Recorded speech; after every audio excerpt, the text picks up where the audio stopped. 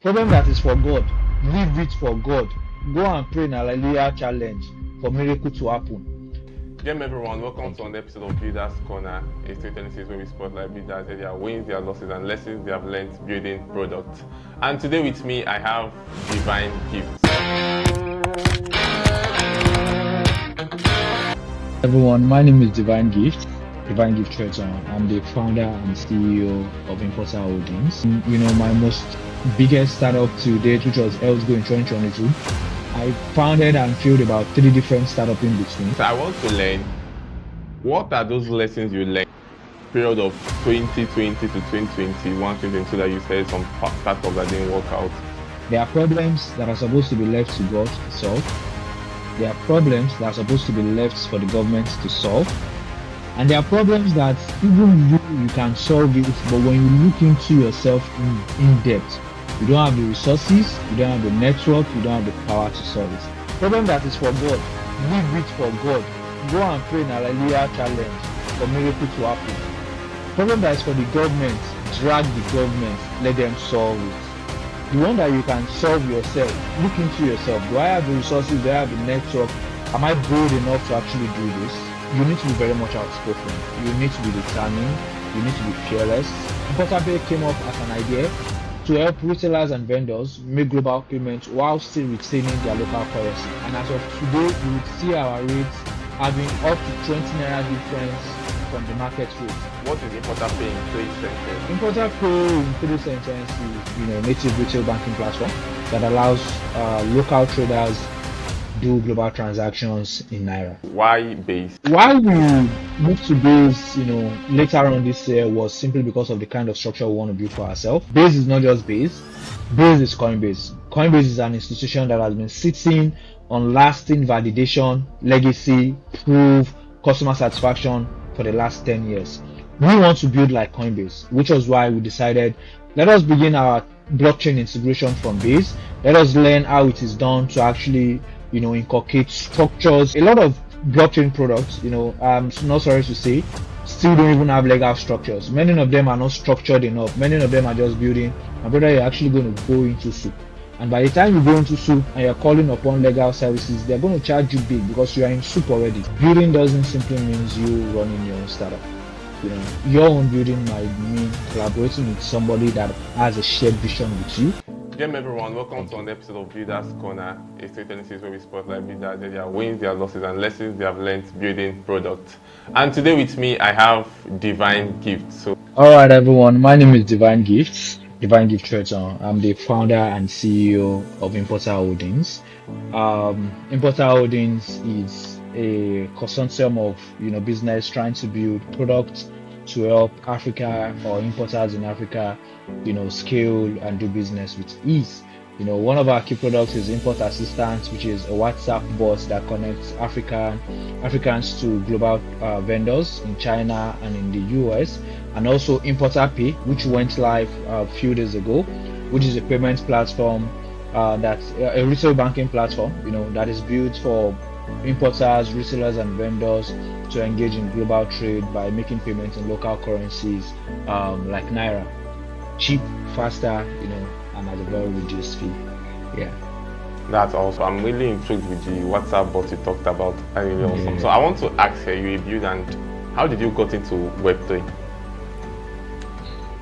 Okay, so my journey into Web3 started way back 2018. But before 2018, I was, a founder in the industrial economy. So that simply means I ran businesses that weren't tech businesses before. So right from secondary school, I started with producing school chalks. I sold school chalks right during my secondary schools, to my school, to schools around. When I left school, I started fashion business called Giftex Group, which was more like we sold men underwears, shorts, boxers, joggers and stuff. And I ran Giftex, up until 2022, when I started seeing a lot of big breakthrough in the tech ecosystem. So coming into Web3 started back in 2018, like I said, when I was invited by 2 of my special mentors who I still respect to today, who invited me into joining the Students Business Club in Futo, SBC. Even if I wasn't a student of Futo, they added me into the group and they just wanted me to grow, to learn more in tech, learn from leaders like Victor Bella, Kennedy, Keeper founder and CEO, and so many others. And while I was, getting so much interested in tech, then I met blockchain, and I didn't come into blockchain as a builder, but then it was during the hype of this whole pyramid scheme for Saj. I don't know if you know about for Saj. Yeah, I'm That was familiar when I with that. came. Yeah, that was when I came into the blockchain space, and for Saj chopped my money in, and I was like, these people in this SBC, they are talking about tech, that you can build a tech platform. That means I can build this thing now. Let me come and even build it and see what happens from there. But because I wasn't a technical founder, I couldn't actually build Fossa. I couldn't actually build the idea of the Fossa thing then. And then I founded my first tech company called Prince Africa Limited in 2019. Prince Africa Limited was a business of community. So since I wasn't the technical founder, I wanted to build community of people that are technical, product designer, developers, graphics designer, and all of these skills into a single umbrella company where I can now begin to provide them to other companies that want to build the technical products but are not technical. And so not Importa, Prince Africa actually ran all through early 2020 during the whole COVID thing. We started during COVID and during the whole total shutdown. And all of the guys that were supposed to keep the work going, they got discouraged and all of those things, and it shuts down in between 2020. And I was off the old internet for like 6 months, like, oh, my baby has paused, has died, and all of those things. But in between that period, I now took it upon myself to go technical. So I started taking courses, I started taking technical courses, I started building technical products on myself, even if it wasn't in large scale. And that was how I got into the whole building scenario fully. Between Prince Africa and my most biggest startup to date, which was Elsgo in 2022, I founded and failed about 3 different startups in between. And in 2022, after leaving Verify, so in between my failure, I worked for other companies like Verify and BrownPay. I was one of the founding team of Verify, not the founder, but I was the project manager at the early days. And with my contribution and other team members, we were able to raise a $1 million fund for Verify, during the hype of ICO and pre-sale in the early 2021, late 2022s. Do you understand? So I left Verify. I left BrownPay, and then I started Elsgo in February 2022. Not as a technical founder this time around, but as a technical plus sales founder, because while working with all of these companies, I've built my skills in sales. Plus, I've been a founder in the industrial economy, which simply means I know how to sell my market. And that was how I became, founder in the Web3 space full time. And I'm still here doing my thing, and I'll still be here for a very long time. Yes, of course. When you were talking, you talked like someone that have had experience for real. You said startups that didn't work out. So I want to learn, what are those lessons you learned from the period of 2020 to 2021, 2022 that you said some startups that didn't work out, including that of the community? Okay. What are the lessons you learned from being part of that experience? Okay. So my key lesson, I would say, is this rule I do tell people. When you're trying to build on an idea, when you're trying to build a startup, just be factual with yourself and tell yourself, this problem, do you have the power to solve it? And I used to give myself this principle. There are problems that are supposed to be left to God to solve. There are problems that are supposed to be left for the government to solve. And there are problems that even you can solve it, but when you look into yourself in depth, you don't have the resources, you don't have the network, you don't have the power to solve it. That is the number one rule. Be factual with yourself. Problem that is for God, leave it for God. Go and pray in a hallelujah challenge for miracle to happen. Problem that is for the government, drag the government, let them solve it. The one that you can solve yourself, look into yourself. Do I have the resources? Do I have the network? Am I bold enough to actually do this? If yes, go for it. That is my biggest lesson. Lessons I've also learned in between the gaps, during my process while I'm doing my thing, is you need to be very much outspoken. You need to be determined. You need to be fearless. And I would say you need to also know the best thing to build at the best time to build it. And you need to know how to sell, right? There's a lot of controversy around, founders-led growth, products-led growth that we have all of these days. But the truth is, both actually aligns. You don't need to do one and feel, oh, regardless, this will sell. You need to learn how to do both. Let your product be top-notch, and you as a founder be in the face of people. Let people see you, let people know you, and let people be ready to actually use your product from the very get-go. So beyond that, also be open-minded. Don't have a clock head. One of my startup then, early 2021, I think, was Bankless Arts. Which was more like a project that I was trying to tokenize real life commodity by saying, oh, if you want to buy Gary in a store, you don't need to pay the store money. All you need to do is buy the collateralized Gary of the store on an NFC marketplace, and you just get it delivered to your house. That was the idea then.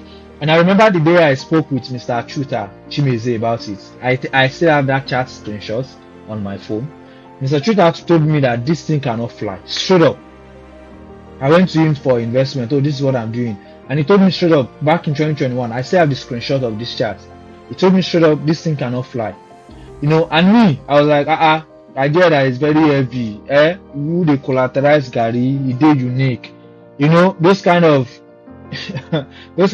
nonsensical idea, what would I call it? And I kept on pushing until this actually flopped in my eyes. But when I now started going into the real, when I kept on learning on the journey and I didn't stop, I started listening the same thing he said. And right also today, when I see some startups and some founders reach out to me for support and stuff, I tell them, bro, this thing cannot fly.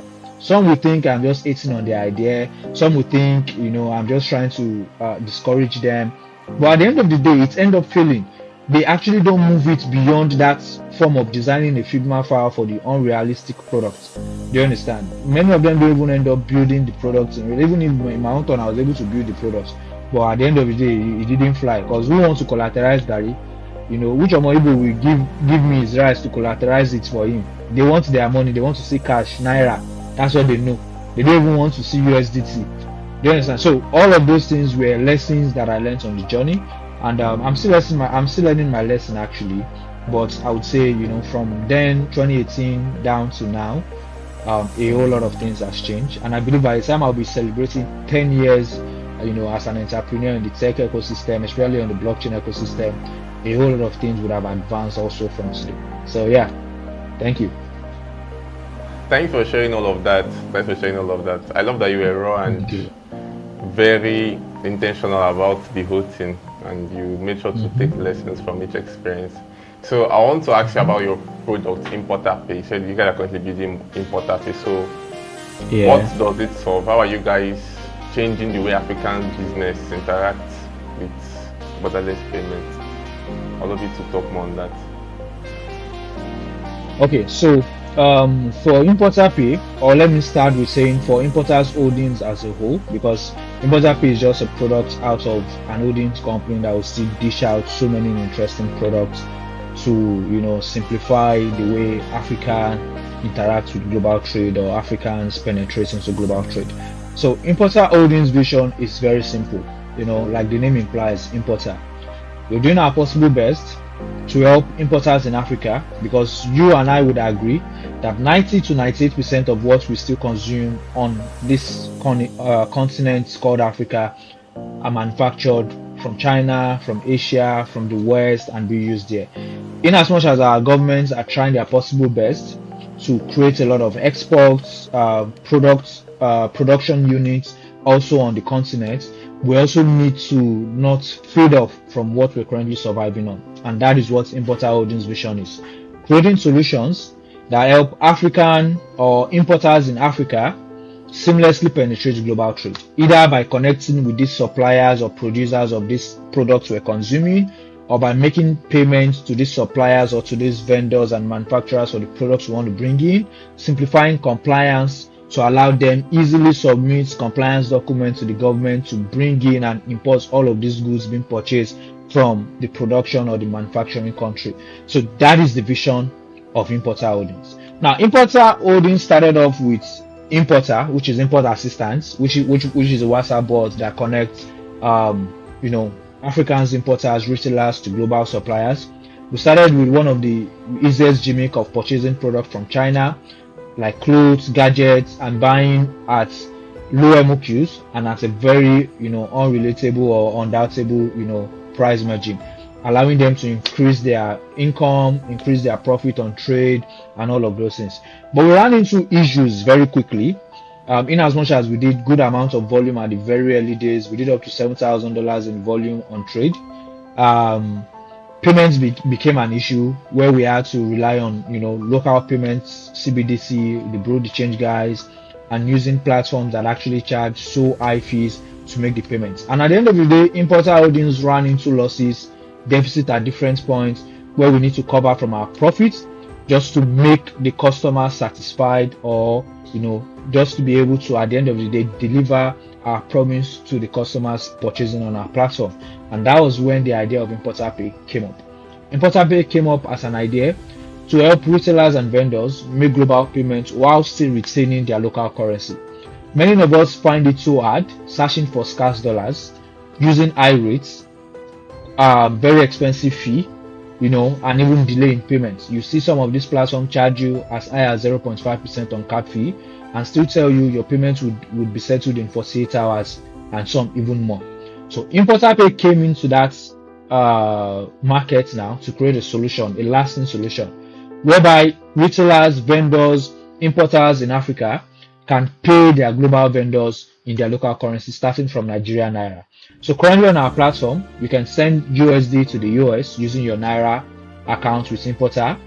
We are not actually asking you to go source for scarce dollars where you need to start converting and all of those things.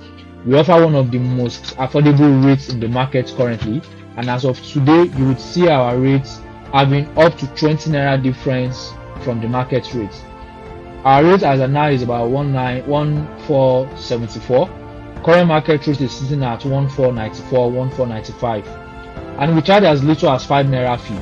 So we are not asking you to pay 0.5% on cap fee to make these payments, and we are not also telling you, we're not also giving you a very high minimum transaction volume. You can send as little as $200 into the US currently, and as high as $10,000 per day into the US currently for just $5. So that being said, we didn't only stop by doing that. We now recognize how best do we even allow these people comfortably receive this Naira to even pay their customers, which was why we now came up with a plan to implement local payment solutions also, which simply means you can currently use Importa Pay to receive local Naira, pay local Naira from your customer as a business account, or from your friends and family as a personal account user, and also use that same account, that same Naira account, to make this global transaction.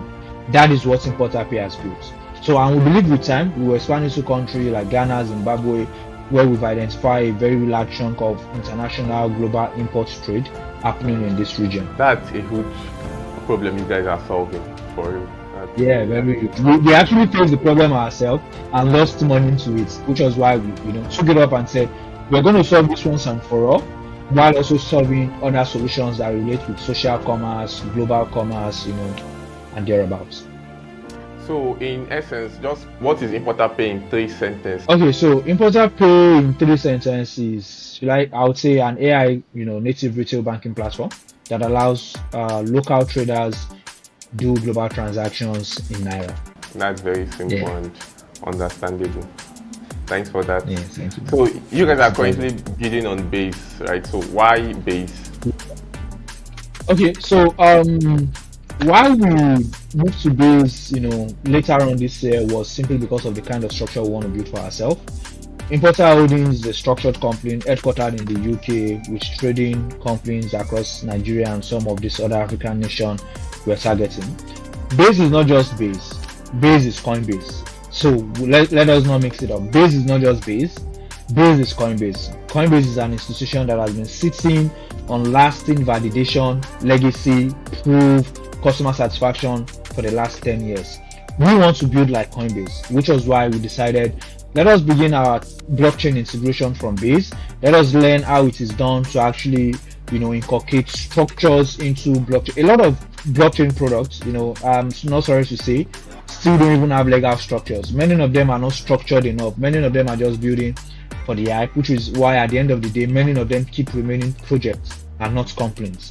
Importa Holding is a company, and we building on base is to inculcate the structured legacy, validation, customer experience that Coinbase has built for the last 10 years, I think, into what Importa Pay is starting, so that we also are going to scale to the point of Coinbase maybe in a lesser time, probably in 5 years, probably in 3 years, who knows? Do you understand? So that is exactly why we build on this. In as much as we're still going to bring in other ecosystem, not just because of the validity of the ecosystem, but simply because of the kind of products Importa Pay would evolve into.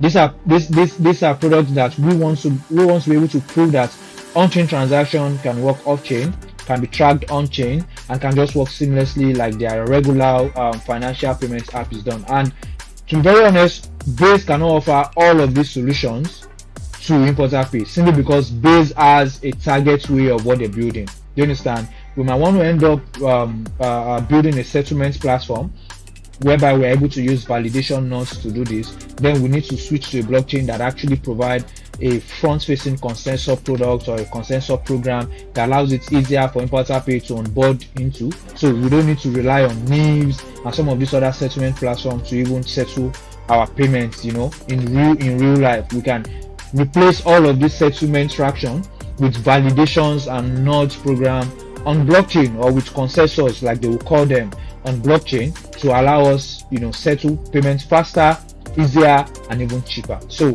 this is just like a brief of why we're building on Base and what you should expect. That's wonderful.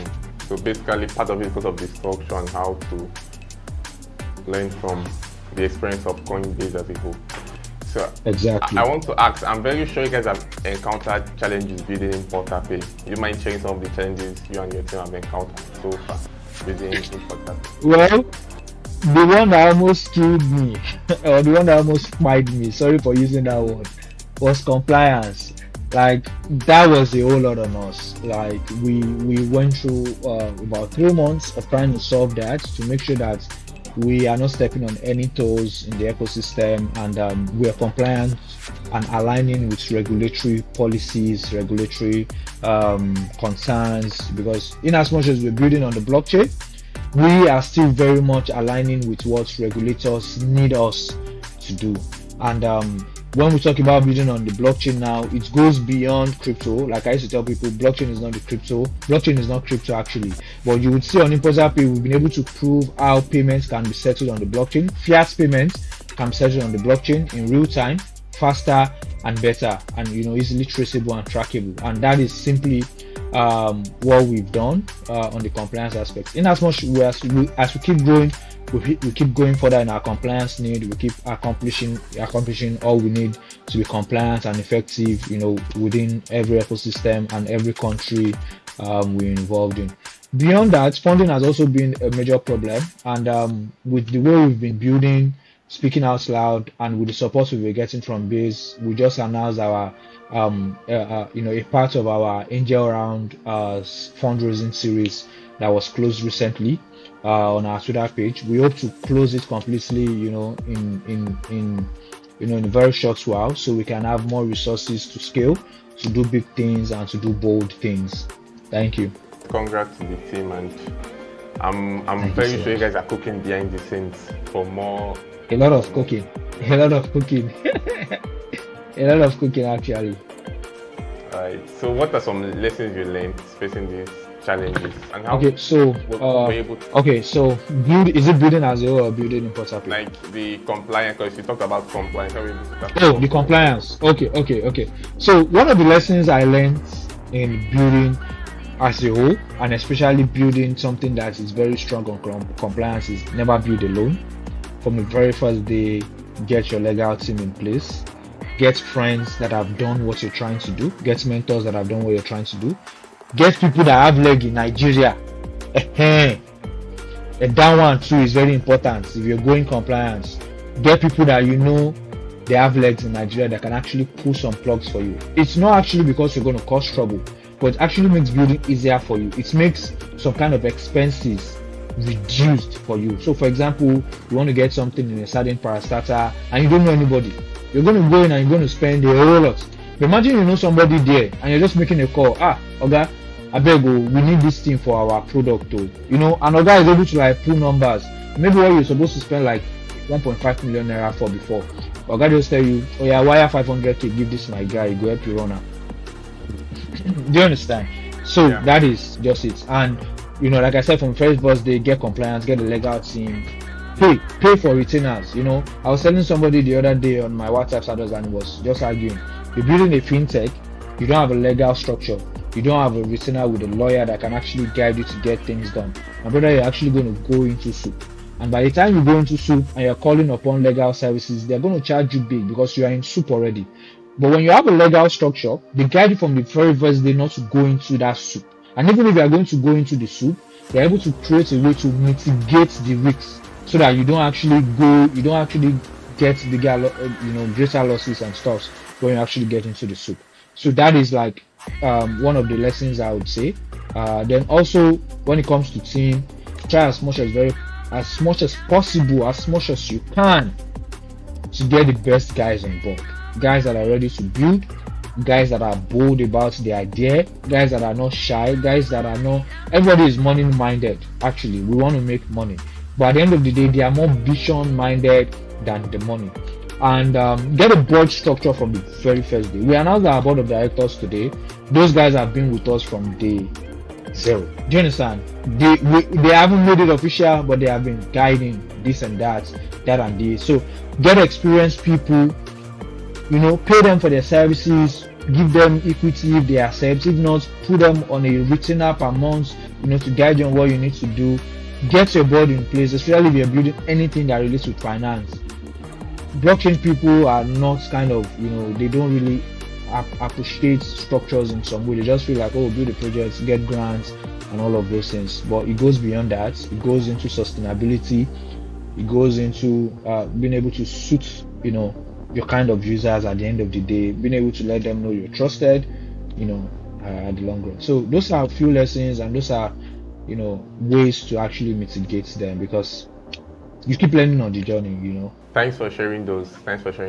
So this is a segment where you give a shout to builders that inspires you. So give a shout to 3 builders that inspires you. 3 persons. I have a lot of builders that inspires me, both in the industrial economy and in the Web3 space. So if I come from the industrial economy, I'm going to mention my boss at the top, Peter Odion. You know, he's one of the very big gurus we have in the Nigerian real estate space. He's been a mentor, you know, from the very get-go, from 2017. You know, man has been pushing me so hard. Dr. Ken Alabi, the CEO of Toro Nights, yeah, big ups to him also. He has been a very good man, and you know, he has always validated all my dreams. In the tech space, I have Mr. Onyeka Akuma, the CEO of Trips. I have Dr. Shola, Mr. Shola Osinioki, and so let me say JC, yeah, JC of Biz. So I think I mentioned 5. So yeah, those are my biggest 5 right now. I have more actually, but those are my biggest. These guys are awesome builders. Just mentioned awesome persons right now. Now it's your time to inspire others. What's that advice you give to someone who is a new builder, someone just starting up? So I also have 2 principles of building, and these are things I do tell people around me. Right? Building doesn't simply mean you running your own startup. You know, your own building might mean collaborating with somebody that has a shared vision with you and you can trust, and all you need to do is join him, build with him. He might be taking the lead, you might be taking the back floor, but at the end of the day, you know you are growing even if you are at the back floor. You know, if it's at this point and you want to get to this point, all you need to do is just push him up so you get to the point he is. So it's not a competition, it's a collaboration thing. Somebody gave this illustration on one of these comedians recently, so I'm just stealing that concept from there. But that has also been one of my biggest words to people. You don't need to actually be the front facing person on anything you want to build. You might want to build a bank. You see somebody building something relating to a bank. All you need to do is you have the resources, you have the knowledge, collaborate, push him up so you can also grow. That is one advice for in the building space. Then secondly is, if you are a leader, you know how to coordinate people, you know how to lead, you know how to create concepts, turn ideas to reality, you know how to charge a team, you know how to relate with investors, and you're trustworthy and you want to build, please do as much as possible. Anything you can do to always be in the face of people, because that is actually where you learn your lessons. Importa Pay has been in the face of almost everybody since July. We learned our lessons from there. We went back to the building board. We did our thing. After doing that, we went into closed beta testing. We still learned our lesson. We did our thing. So be ready to also take responsibility. Be ready to be accountable. Be ready to do the bold things. Be ready to go. Be ready to be hungry just for your startup to survive. Yeah, be ready to be hungry for your startups to survive. Be ready to go all out with all your resources. And it's actually interesting. It's adventurous, even if it has some color like Yoruba people will say. But at the end of the day, on the long run, it's so interesting to build. So shout out to every builder out there, building on Base, Solana, any ecosystem whatsoever. All you need to do is focus on your product, focus on onboarding customers, focus on making revenue. Please reduce the way you chase vanity metrics and focus on real growth. Thank you so much.